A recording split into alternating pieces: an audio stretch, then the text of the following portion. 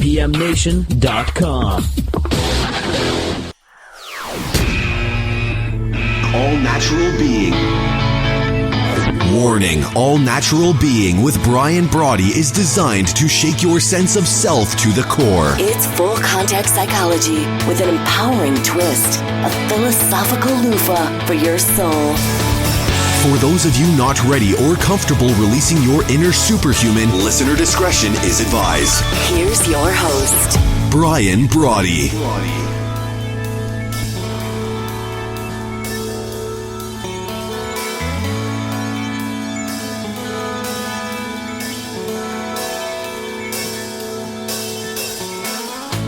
Welcome to All Natural Being. It's Brian, fired up to be spending an hour with you 5 days a week, 11 a.m. Eastern Time. Also, if you do the replay, fired up to be with you at that point as well. So, here's what we're going to do today. We put up our anaerobic aphorism, as we talk all the time. They go up the day before on Facebook so that we have an idea of what we're going to be talking about the next day's show. So what I'd like to do right now is we'll kick off with the anaerobic aphorism so that, to go too far down my own rabbit hole, we'll kick off with the anaerobic aphorism, and then we'll get that into the first break, and then we'll do some, my normal craziness stuff. But right off the bat today, the most important things in life are never found outside, but freed from within yourself. If it counts, it comes from your core. And I think the realization of over 3 decades now of study have shown me that most of the things that people will spend their time running around looking for, they already have inside of them. And here's the thing. Look at it like a language. If you didn't know how to speak a particular language, being exposed to that language isn't going to help you a whole lot. So imagine as we look to happiness, if you don't know what happiness is, if you're not versed, if you're not familiar with happiness, if it's not a part of who you are, if you don't have a visceral understanding of it, then how would you know it when you find it?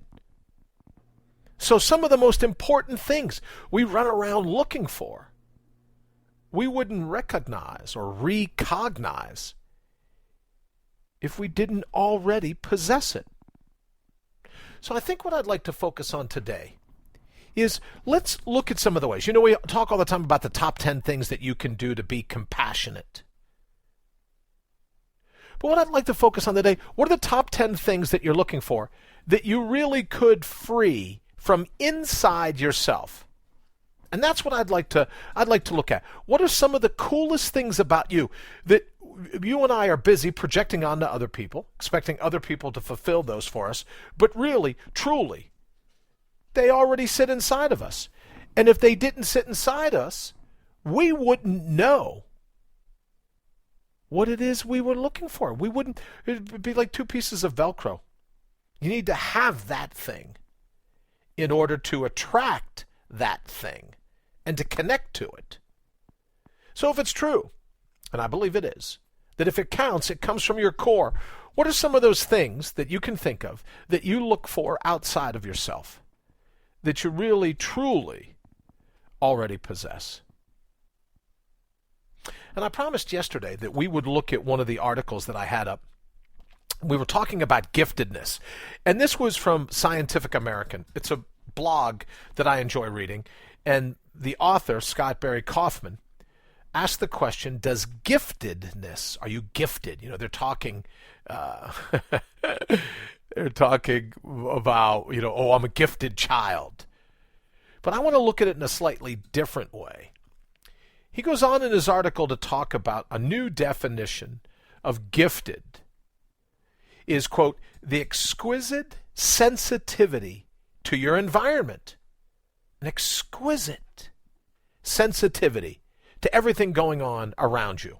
And if you were with us yesterday, you know that we discussed that we are an ecosystem, our mind, our labyrinth, the garden of the mortals. When we're here, ecosystem. So we could say that it's an exquisite sensitivity to our ecosystem, to what's going on around us. That it's not necessarily about IQ. All kinds of people have high IQs, never make anything of themselves. EQ is another one. Oh, emotional, EQ, another big one. All kinds of people, EQ off the charts, not really getting it in life. So what if he's right? What if a part of this discussion, or at least one of the topics in his article, is correct? He says, quote, what this particular segment of the gifted and talented community seems to be describing is giftedness. He says, is certainly a particular dimension of human variation that is important, and most certainly has substantial variation, like the rest of human personality differences.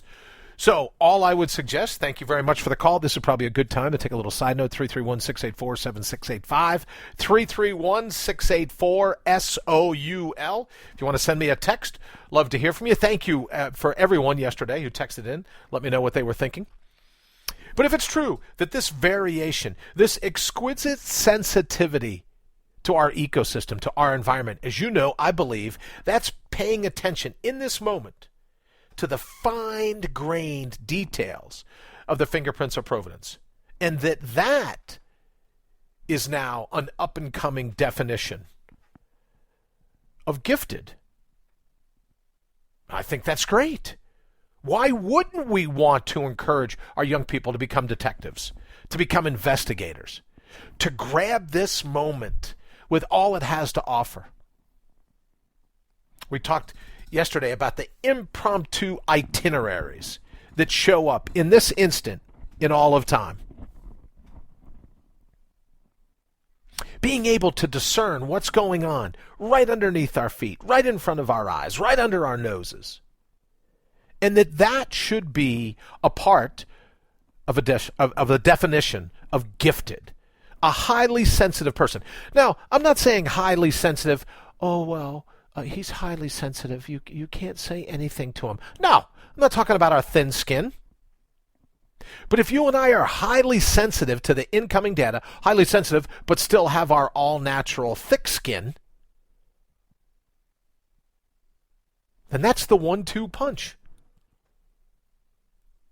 And that's why I'm so fired up to spend time, an hour a week, a little more when you think about doing some of the research, doing some of the writing, an hour each week, hanging out with folks, hanging out with the rare breed that is that individual, that group of individuals that wants to channel their all-natural being, to release their metahuman, to release their inner superhuman, that go, you know what?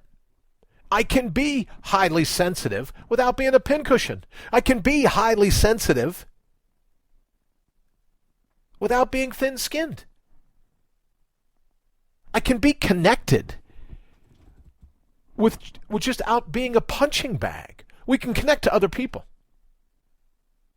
So let's use that high, increased sensitivity. What makes you a rare breed? What makes you elite? What makes you a part of the 1% in pushing the cognitive cutting edge? And don't let anyone talk you out about it. They're going to say, oh, you think you're a rare breed. Oh, you think you're elite. Oh, you think you're a part of that 1%. You absolutely are. Absolutely are. Because this truly is blending ancient wisdom with modern science to such a degree that so few people are doing it yet. But when you get all the benefits of being highly sensitive, all the benefits of being thoroughly, authentically engaged in the potpourri of the present moment, that's pretty special. Because there's a lot of people that are blind to it. A lot of people with their goals, with their to-do lists, toxic as they may be. But in this particular moment, in all of time, the potpourri of the present, when you're able to look in and go, ooh, let me use this, let me use that. That's the left, the rights, the ups, the downs, the pivots, the swerves, the lunges, the lapses, the vices and the virtues of life in the labyrinth, here in the garden of the mortals. So if we're going to fall back on that sensitivity that you know you naturally possess? Let's use some of that right now. What are some of the things that you could do? Help me out with this. Just hear me out, if you will. What are some of the things that you could do today, right now, to be your own best friend? We talk all the time about compassion, and everyone's ready to direct compassion outwardly. But what are you doing today to be compassionate to yourself? What are you doing today so that you can be your own biggest fan? You can be your own cheerleader, your own best friend. Where's the situation today? Or better yet, when was the last time you put yourself first? Or are you always busy putting yourself last on your to-do list? Last on the goals.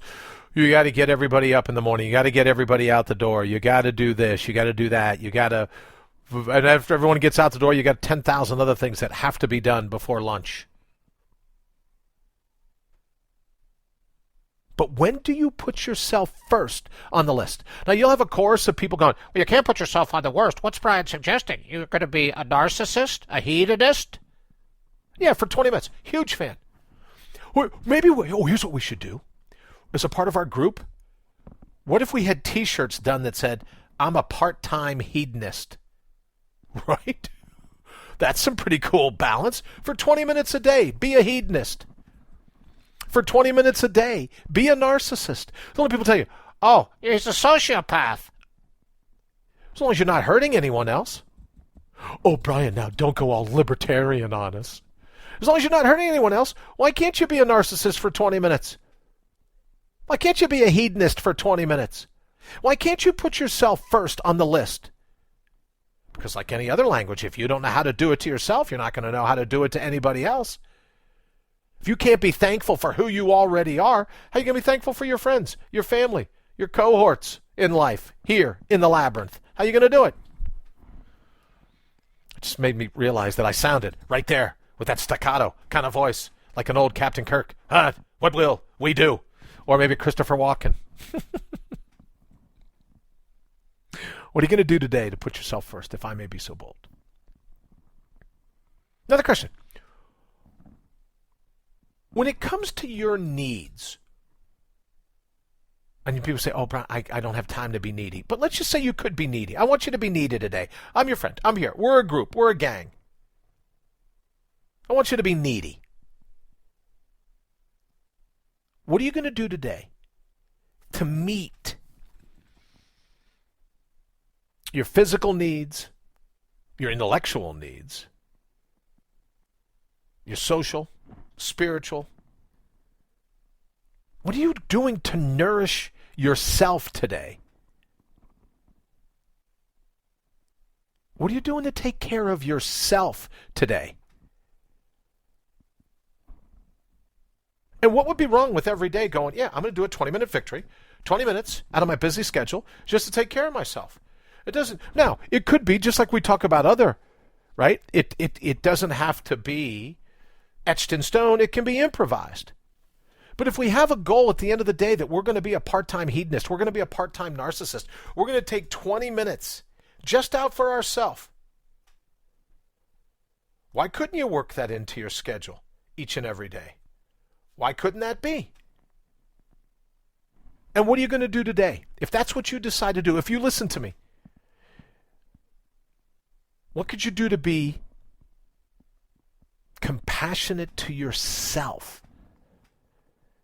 Because ultimately, if you're run down physically, emotionally, spiritually, if you're run down, there'll come a day where you can't be good to anyone else around you. So true compassion begins when you lead by example. What are we going to do today to give you 20 minutes to be your own hedonist, to be your own narcissist?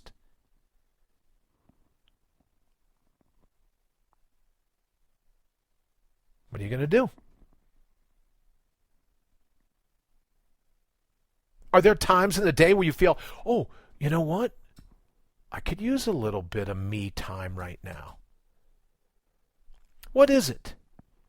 Now, I'm not necessarily suggesting, oh, you go on Facebook, oh, you turn on the TV, you do this, that. Something away from electronics, something that you do that's just for you.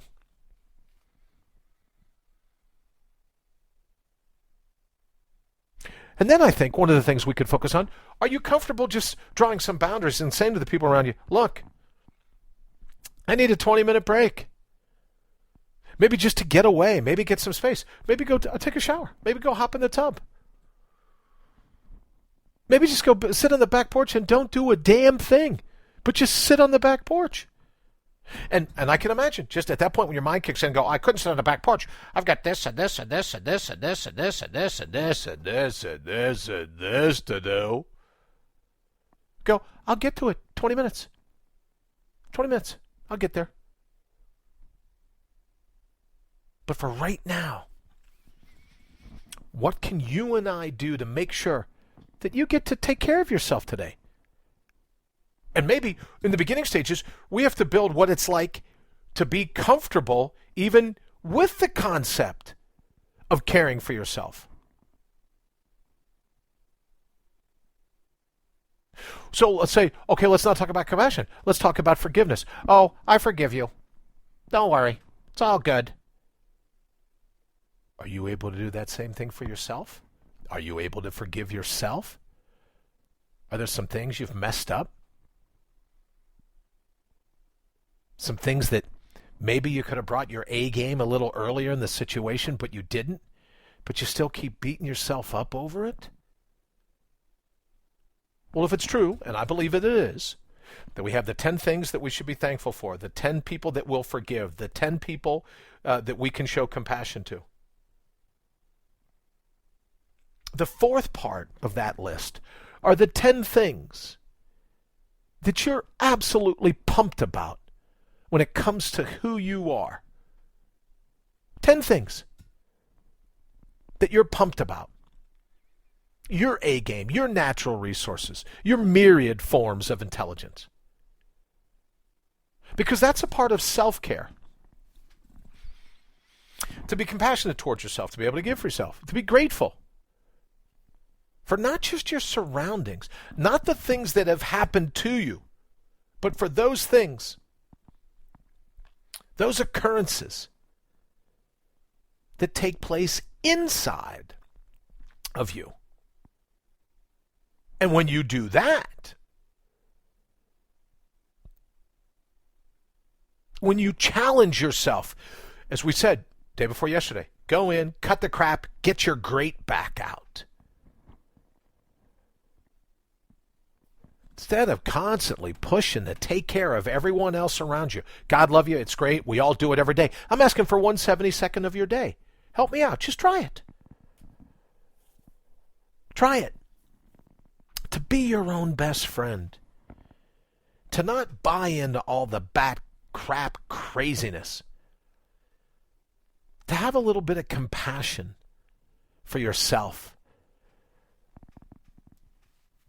To have a little bit of thankfulness for what you've already achieved, who you already are, the natural resources that you already have. And use that giftedness of a hypersensitivity to identify those things on the list. But we get tunnel vision. We put these blinders on and we just go through life. We go down the street. Oh, I got some place to be. Always pursuing, never present. But the beginning of these things, the beginning of mindfulness, the beginning of elite mindfulness for certain, inner orienteering. That's the giftedness that they're talking about in the Scientific American article. At least my interpretation of it.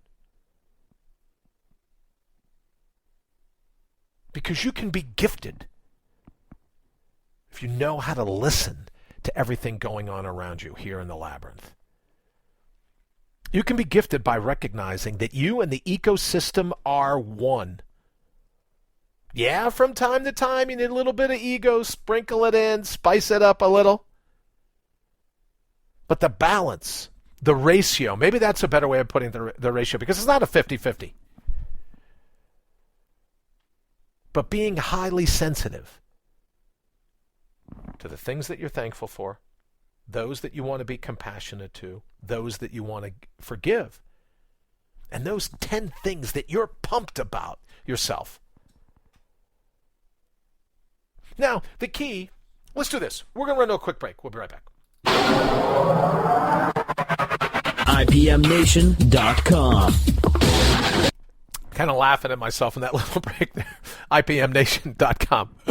I'm kind of laughing at myself. I was reading a book this morning, and the author's like, well, it's very important that you always know how you're going to finish your sentence before you start your sentence. Golly, if I had any clue how I was going to finish the sentence when I started it, who knows where I would end up. So I don't want to get too far away from this. What I will say is that when you tie in to the resources you already have, it makes it easier for you to recognize those resources in the outer world. Because if not, we're running around looking for stuff, and if we don't really know what it is, then we don't really know what it is. And if we don't know where it is, how will we know if we even bump into it so we could be fired up about it? Compassion, forgiveness, gratitude, the things that you're pumped about. That's all got to begin at home. And when you look at those things in your own core, that's the key. Because then we've solidified exactly what it is what we're looking for out in our surroundings. But we have to look at self-sustenance. Yes?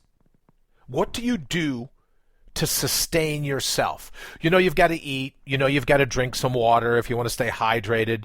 You've got to, right? You got to get some sleep. But what else do you do to sustain yourself?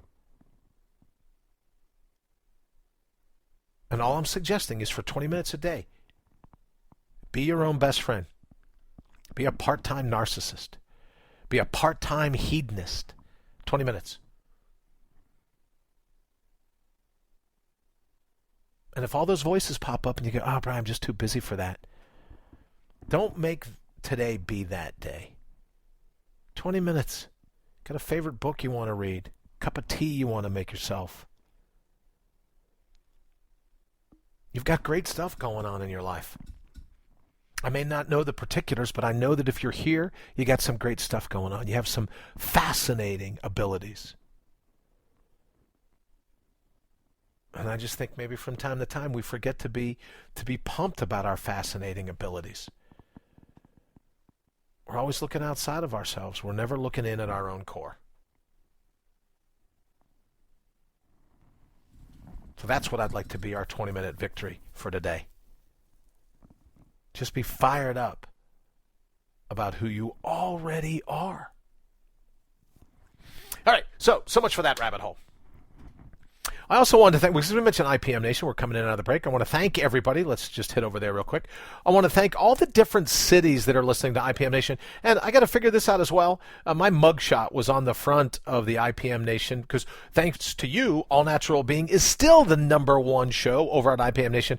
But they must have got sick of looking at my mug because there's a logo up there now for the first time. But still the same show, All Natural Being.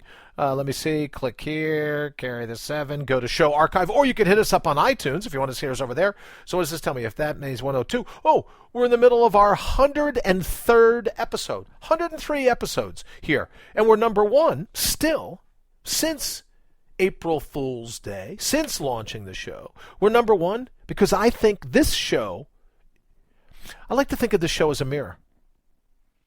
Like a mirror that you get out when it's all foggy out of the shower, and this show's like a squeegee. Squeak, squeak, squeak, squeak, squeak. It would be great if I had like a squeegee sound effect, wouldn't it? Squeak, squeak, squeak, squeak. Whatever that would be. So we're like the towel that you use to wipe away the fog, wipe away the steam, the mist so that you can see who you truly are. So that's great. What are you? I'm like I'm at a rental on a number 2 pencil. I'm an eraser. I'm a pumice stone. I'm what have I said before? A power blaster. It just dawned on me. You know what I am? A squeegee.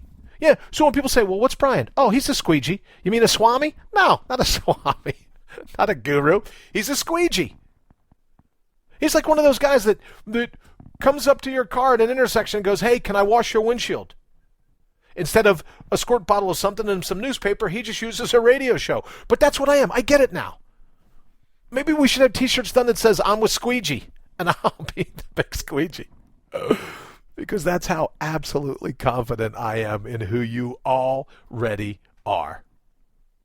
And that's why I think we're still number 1 into our 103rd episode. It's because it really is a show about you. Now, I also want to thank the top 10 cities that help make that a deal every day. Manchester, New Hampshire. Boston, Massachusetts. Chicago. Thanks to all my friends in Chicago for listening. Of course, New York. Got a lot of family there as well. Greenville, North Carolina. Oh, and Atlanta, Georgia. Know exactly who's listening in there. And Lynchburg, Virginia, you should know, not far from where I spent a good number of my summers growing up, moving out of New York, living in the city, and my mom would send us down. And Lynchburg, if you remember the Piedmont Airlines, I think Lynchburg was the airport that we landed at, not far from Piney River, Virginia. So hello to everybody in Lynchburg. Also, Oshkosh, Wisconsin, Nashville, Tennessee, and Concord, New Hampshire. So thank you for the listeners from those top 10 cities. We get texts from people all over, so if your city isn't making it, I still am thankful that maybe your city isn't making it, but you're here every day sending me the texts, the emails. Don't forget, allnaturalbeing.com. Send me an email. I'll send you one of mine. We'll hook up that way. Of course, Brian Brawdy Official, and then also over at Twitter at Brian Brawdy. We can hang out there as well.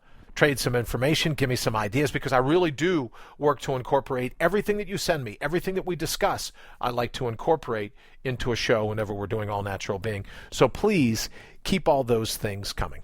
All right, now, I also wanted to talk about in terms of being good to yourself. This is something that hit me this morning. You know, I just want to read a quick report that talks about how stopping exercise.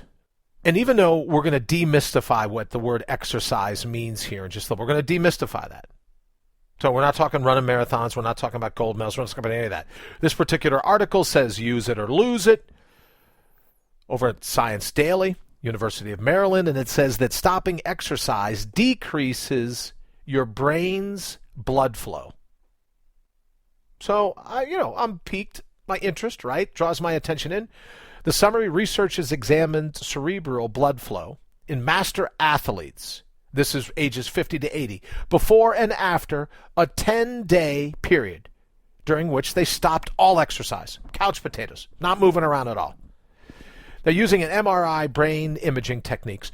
They found a significant decrease in blood flow to several brain regions, important, very important, vitally important for cognitive health, including the hippocampus. All this after they stopped their exercise routines. Okay, so we could go on and on and on with this article and, kick it around and just saying, look, we have to remain active. But here's how I want to demystify, because exercise really is relative. If you haven't done it in a while, you have to run a marathon, you have to walk an extra 20 yards. We've talked before about 20-second victories. Can you do a bit of exercise for 20 seconds? Now, I'm not a medical doctor. I'm not a psychiatrist. I'm not all those things. So if you're saying, no, I'm not sure I could do 20 seconds of exercise, check with your doctor. If you're a medical doctor, especially if you've got someone that's treating you, it's a good idea to check with your doctor. Just because I don't, I went to see a doctor the other day for a physical, and the doctor just goes, really? Why are you here? And I said, well, someone said I should come for a yearly physical. And I see her every year, and she goes, well, just whatever you're doing, keep doing it. Well, you want to know my exercise routine? I work out 20 seconds at a time. At the end of the 20 seconds, I give myself permission, each and every 20-second chunk, I give myself permission to stop. Now, if I glue together 3 20-second chunks, then I glue together 3 20-second chunks and I've got a minute in. And believe me, when it comes to push-ups, when it comes to pull-ups, there's some days I go, look, I'll be happy if I get 3. Right? If I get 3 in. Then you do 3 and you're like, fourth isn't going to kill me. Or you go out for a run, you go, all right, great, put on, the shorts. I was reading a book the other day that said, if you just dress in your exercise clothing, as soon as you get out of bed in the morning, then you feel good about it and you're inclined to want to do something. Sometimes I'll put on my shoes, my shorts, my shirt, and I go, I'm gonna go 20 seconds down the street. And you're going to laugh. You're going to go, Bri, you've gone for 20 seconds and stopped. That's the beauty of this strategy. Absolutely. Every so often, you got to go for 20 seconds and just stop. Show your body you're not messing around. But if you're really fired up about keeping the blood flow going to your brain, as I am, for those of you that have been listening to the show for a while, you could argue whether I got enough going there or not, right? Excuse me. But I do whatever I can to keep the blood flowing to my brain. So 20 seconds at a time. Go outside for a walk. Throw a football around. Dance a little. Put on your favorite song and go, all right. What's the term when we were younger? Cut some rug. Got to cut some rug. Golly. It's clear I don't have anyone under the age of, 80 that listens, right? Cut some rug. How old a term is that? Right? But for 20 seconds, put on your favorite song. Oh, I'm going to join an aerobics class. Great. Well, then do aerobics as soon as you get out of bed in the morning. What do you got to do? Turn on your favorite song, dance around for 20 seconds. At the end of that 20 seconds, if you're no longer interested in dancing around, stop. Let your body, let your brain know for sure. Let your mind know who's in charge. And you go, no, if I put 20 seconds into it and I want to stop, I'm going to stop. And then every so often, sprinkle that in. And then maybe walk for a little bit and say, hey, can I give it another 20-second shot? Breathe in, exhale. Scan what's right around me. Scan my surroundings. And then take another 20-second action. And I promise you, when you do that, you'll say, I couldn't even start an exercise routine. Well, who would want to? Blah. Unless you're doing them 20 seconds at a time. That's my ritual. And then that way we know we can keep the blood flow going to our brains. Pretty big deal when you think about it. Especially as we get older. And even if it isn't when we get older, how about especially when we're younger? You look at some of the people running around and you go, wow. Yeah, there's a little bit of dementia that sunk into that brain years before it should have. All I'm suggesting is that when it comes to exercise, don't be scared away by it. It's an adventure. 20 seconds at a time. That's all the adventure you and I are going to need. We'll be right back.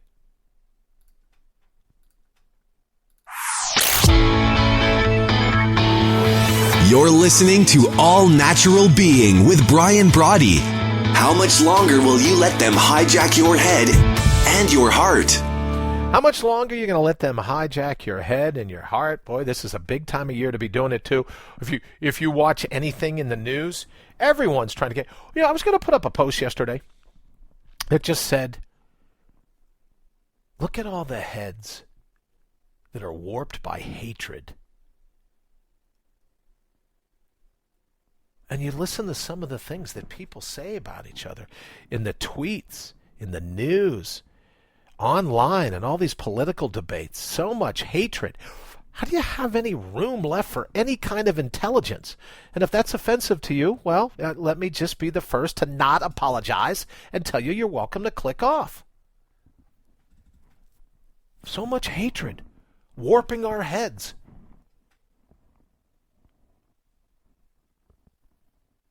I wonder what that does to us long term. So when it comes to this time of year, all the different things going on, let's not let them hijack our heart and our head. Let's not have our hearts and our heads warped, malformed by hatred. Everyone's worried about fast food. No one's worried about fast lips. Oh, fast food. Those Big Macs, that special sauce, those fries. You put a milkshake in that. That's a death sentence. Can't have a hot dog, Italian sausage anymore. That's going to kill you. You're not allowed to sit down and eat a pint of your favorite ice cream. That's going to kill you. Everyone's worried about fast food. No one's worried about fast lips. Where did we become such a hair trigger? Nobody can say anything. Well, thin skin. But more importantly, let's forget about thin skin for now. What's it doing to your health? If you let those around you infect you with their brand of not mental hygiene, but just their brand of being warped. I saw another one. Favorite celebrity. Oh, if this one wins the election, I'm moving to another country. Thank God. One less person in rush hour traffic Friday afternoon when I'm trying to get somewhere. I think we should have elections every year so that all these people threatening to move out of the country if someone wins, look at how great would that be? How about the rest of us? You and I think we're likable. We could be likable people. Most certainly when we tap into our all-natural being, who you genuinely are. I think other people dig that. And you know why? And this is why I call you a rare breed. This is why I say you're a part of the cognitive 1%, because you are. When you're genuine, other people go, there's something about her. I don't know what it is, but I feel attracted to her. I absolutely feel it. I can sense it. I don't know. That guy's got charisma. He's got some charm. Well, yeah, because they're being genuine. You're tapping into your all-natural being, and other people go, man, I know that feeling from somewhere. Let me see. Disney World 61? No. An amusement park? No. What was it? All-natural being. You're being genuine. That's a great habit. It's a great way to treat yourself, is to go back to who you ultimately are. But there's so much hatred going on in the world. Let's not you and I get all bought up in it. Oh, this is going to happen. That's going to happen. Well, when you channel your all-natural being, yeah, welcome to the jungle. Stuff happens, right? We're so quick to pass judgment on other people. But when you're focused in your all-natural being, you don't have to pass judgment on other people, unless the judgment is one of compassion. Which makes you think of all these selfies. Everybody running around, snapping pictures of themselves. I got a friend request the other day on Facebook. I didn't know this particular person. The last 50 posts were different selfies. When you tap in your all-natural being, we don't seek outside attention because it does a great job of finding us. What's that old thing? If it's ever been a while since you've been on a date, just act like you don't want to go on one, and all you have are requests for dates. When I think the article we talked about the other day, 60% of the current college population, they say, is depressed, right? Midlife crisis, that's nothing anymore. Now you got to worry about a quarter-life crisis. Well, what's a part of the quarter-life crisis? Oh, people don't pay me enough attention. Well, if you don't pay yourself enough attention, why? Why would you expect someone else to pay you attention? If you're not worth paying attention to yourself, why would someone else pay attention to you? They're like, I don't need more not paying attention to myself. Let me just not even go down that path. But when we pay attention to ourselves, and we do it consistently, we have a great body language, don't we? We have a great mindset, don't we? I just got text 331-684-7685, 331-684-SOUL. Go to TJ Maxx. Seems to be a great place for selfies. Oh, I've been to TJ Maxx a couple times. They have some great statues on their little art tchotchke junk table. Back in the back of the stores, they mark them down there as junk. I think they're fantastic. I got some great statues, some great religious and philosophical iconography from around the world. So I've been to TJ Maxx. So thank you for that text. 331-684-7685, 331-684-SOUL. Hey, send me a text. Let me know. What's one of the things you're going to do today to be your own best friend, to be your own biggest fan? To tap into your all-natural being. Because those are the people they leave a strong first impression with us. You got to admit, when you channel your all-natural being, people go, having a hard time looking for a job, having a hard time finding someone to hang out with. I'm busy searching for the love of my life. And I'm here to simply suggest that when you are the focus, when you are the love of your own life, people go, man, there is something about her. Or you see the guy, you go, oh, I just can't look away from that guy. That's the strong first impression we make when we channel our all-natural being.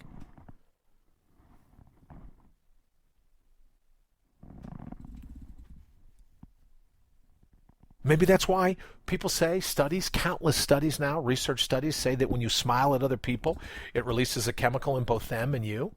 Well, when you smile, there's the term namaste. You ever heard that term? Namaste. I worship that portion in you where you and the divine are one. The divine, however you define it, important to you, not to me. Whatever you think is that definition, that's what I would stick with if I were you. But when you say namaste, meeting another person, you worship that portion in that person where they and the divine are one, because you also know that's the same portion where you and the divine are one, that you're recognizing another great grandchild of the divine. And when you smile like two lost souls and you smile at each other, what if that's the reason that the chemical is released? What if? It's an underlying recognition that you and the other are one. That's enough to make me smile. Same reason I think when you go to shake someone's hand, when you go to to touch them on the forearm, or maybe you, if you know them well enough, you give them a hug. I like to shoulder chuck people I don't know, right? I don't know if I told you this, but I was at a convenience store the other day, getting myself my favorite beverage in a fountain cup. Get myself my favorite beverage, and a guy went and kind of like cut in front of me. And he went to nudge me a little bit to get one of the lids on the cup, on a pop cup. So I kind of took my elbow and nudged into him. I go, hey, I'll arm wrestle you for it. And he kind of sat back, and I looked at him going, you're going to block me out of the last lid? And he goes, oh, man, I'm in my own world. I'm sorry. And we ended up having a nice 2-minute conversation. Go, hey, I know, when you got a craving for that particular beverage, it just takes over. I remember one time in Tampa, Florida, like an 85-year-old lady rammed me with her, not her golf cart, her grocery cart. Rammed me with her grocery cart so that she could get the last head of broccoli. And I'm not going to shoulder chuck her, right? She wanted the broccoli. She could have it.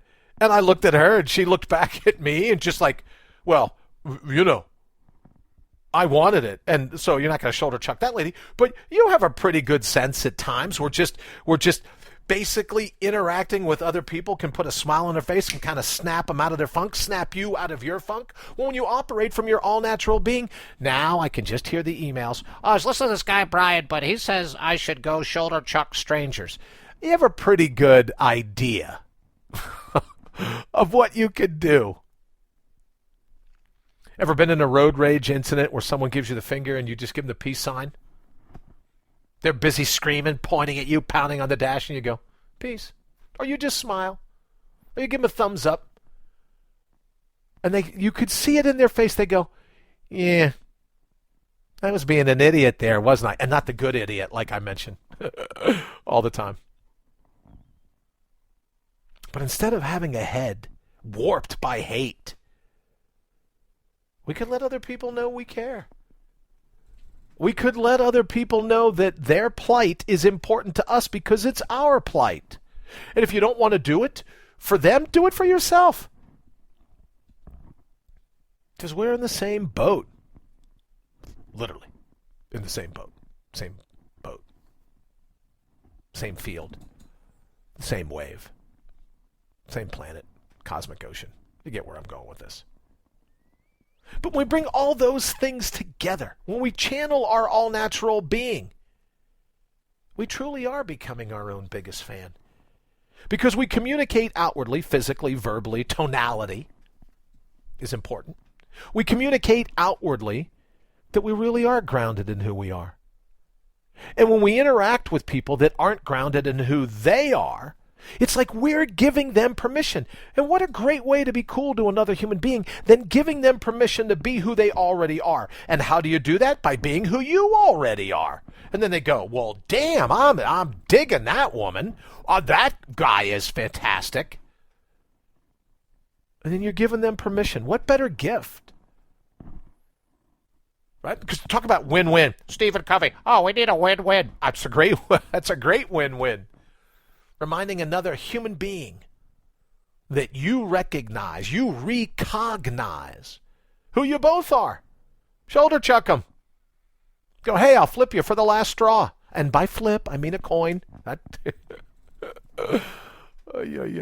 really do see why I need a disclaimer in the show. See, that's what happens when you don't figure out what the last part of your sentence is going to be before you start the first part. What fun is that? We'll be right back. You're listening to All Natural Being with Brian Brawdy. Because it's never too late to take your life back. All right, let's do this. Send me a text, 331-684-7685, 331-684-SOUL. Strangest selfie you've ever seen. Send me one. We're going to have a little bit of fun with that. All right, so I also wanted to focus. We talked about the radical act yesterday. So I want to bring it back around a little bit. But the radical act of silence and why it is that it's great.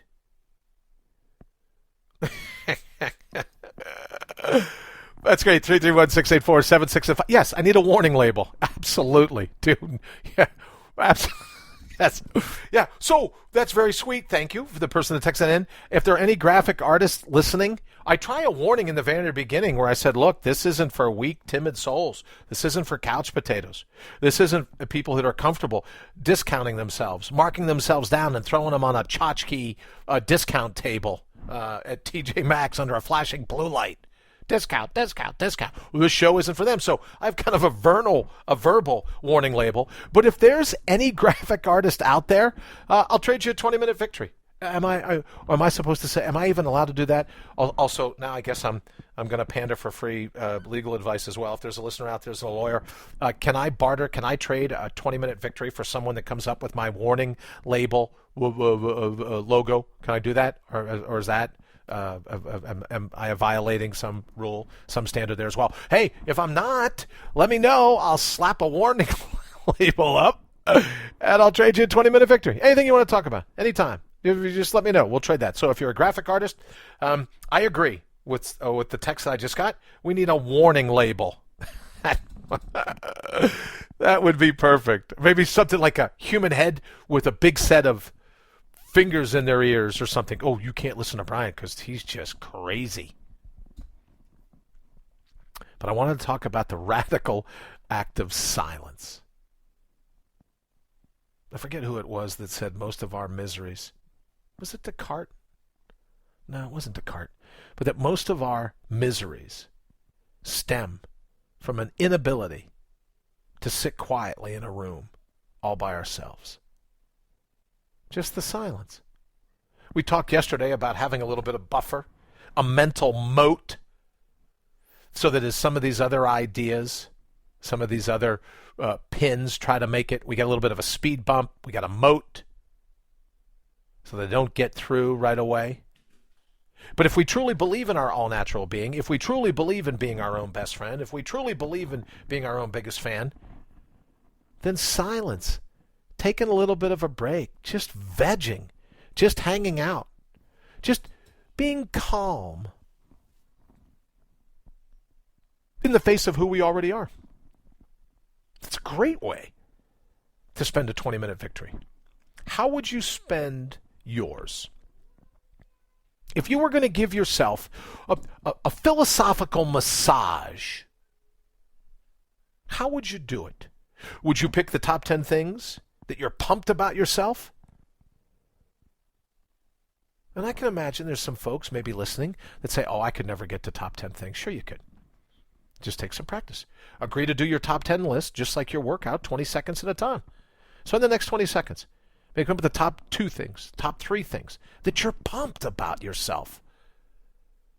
Some part of you that you really dig, that you're like, man, I got it going on. What would that be? You got to be kidding me. All right. So we're joking about logos, right? 331-684-7685. I get congrats. You've been selected by GoDaddy. They're giving me a logo deal.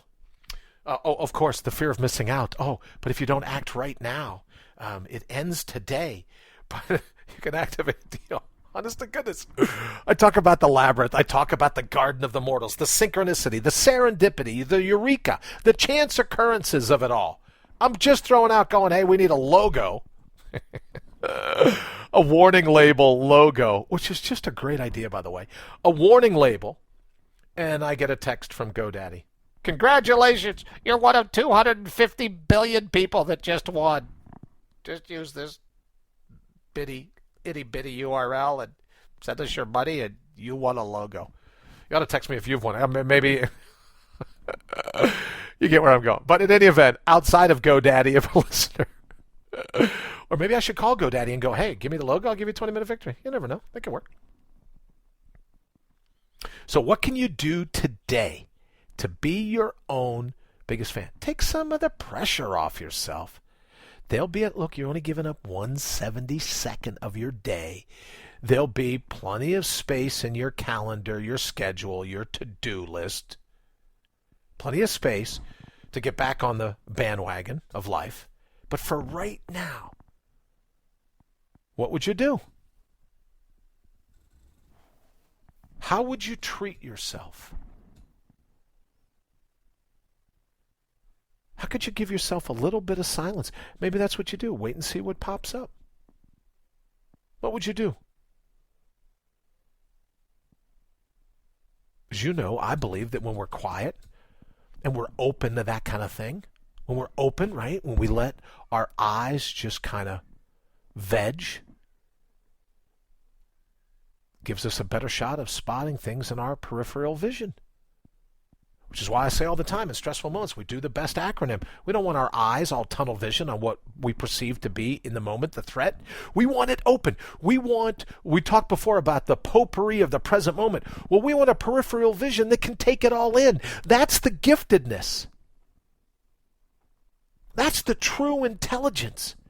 Because there's fingerprints of providence everywhere, in the moment. The impromptu, instant itineraries that pop up when we're out looking, aware, our attention focused on the fine-grained details of the moment at hand. And it begins with silence. It begins with that openness. And maybe you think, okay, well, I don't know how I could take care of myself. Well, for 20 seconds, sit, and being open to the possibility that it might take you a little bit to be comfortable being nice to yourself, compassionate to yourself, thankful to yourself. It might take a little bit to go, I can't forgive myself for that. Sure you can. Do me a favor. 20-second victory. See what would come out of it. Maybe just punctuate your day with these little islands of silence, of openness, of casting your periphery wide open to the potpourri of the present. See what grabs you. And I promise you, it will bring a smile to your face. I promise you, it will reconnect you with your all-natural being. Now, we talked yesterday.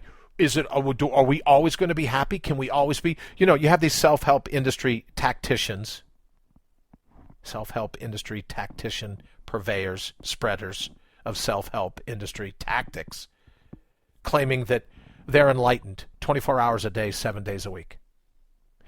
Let me ask, if that were possible, and it is not, so anyone, don't care who they are, again, you're welcome to click off, any self-help industry tactician telling you that they're enlightened 24 hours a day, 7 days a week, full of snake oil. But why would you and I even want that? We're here in the garden of the mortals for the vices and the virtues, the soft and the hard, the hot and the cold, the dry and the liquid. We're open to all of it. Open to all of it. But if we say, oh, I'm enlightened, whoa, baloney. I get peanut butter and jelly sandwiches that are more enlightened than these self-help industry tacticians running around saying they're enlightened 24 hours a day, 7 days a week. So let's not you and I buy into it. Would have been a good time to do this. Oh, did I do it already? Oh, no. Oh, yeah, let's do this. Hold on. This would have been a great segue if I had been paying attention. Hold on. No self-help industry tactics here. You're listening to The Real Deal, Brian Brawdy, with All Natural Being on IPM Nation. Because a part of our all-natural being is the balance between the ego and the eco. Who wants to be enlightened? It's nice. We have these little islands.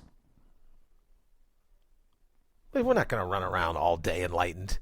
It's another carrot at the end of the stick. Higher consciousness, another carrot at the end of the stick. I'm all over an evolutionary leap back. I don't want a higher consciousness. I want a lower consciousness. I want the root of your soul, to quote Rumi. And all these widgets, all these baubles, all the different things, all the apps. Oh, there's an app for that. We don't need all the mashugana. We don't need all the crazy. Smile at another human being. Shake their hand. And when the smile bubbles up on both of your faces, they return that smile to you. That feeling in an instant, that's your all-natural being. You didn't need a widget. And it begins by you taking time for what truly matters. And in my estimation, you know what truly matters in your life? You. Take time for what truly matters. You. And anyone around you that won't give you 1/72nd of your day to be a little selfish, to be a little hedonistic, to be a little narcissist, to be your own little, all the focus is on you. Anyone that won't give you 1/72nd of your day to do it, I don't know. I'd take a look and go, wait a minute here. Just saying. Ooh, also, another good point to say that I am not a relationship counselor. I'm not a therapist. I'm a licensed clinical social worker. I'm not a psychiatrist, a doctor, apparently a lawyer. Not really sure what I am. But I am a huge fan of yours. And I am absolutely certain that you are a rare breed. That you are truly 1% of the cognitive approach to life. You are elite. Because when you want to channel your all-natural being, when you want to release your inner superhuman, your inner metahuman, 1% of the population, maybe if even that. Don't let anybody tell you otherwise. All right, we're going to go ahead, get out of here. Have an absolutely fantastic day. And all I would ask, as I do all the time, here's our little test, our little litmus, little petri dish, little scientific experiment. We're all about collecting the evidence. Give yourself a 20-minute victory.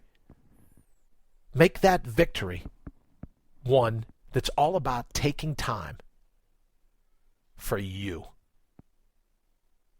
Knocking out everything else going on around you. Taking time out for what truly matters. Because that's the marrow of your mind, the seat of your soul, the sap of who you are. Take time for that, and life is going to be a really great gig. All right, love you guys. We're going to go ahead and get out of here. I will see you tomorrow.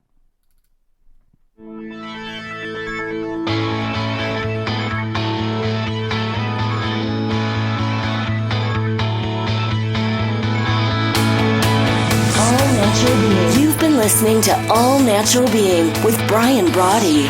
Join us live every Monday through Friday, 7 to 8 a.m. Eastern. Also, check us out around the clock at allnaturalbeing.com. Until then, always remember to bring your own bold.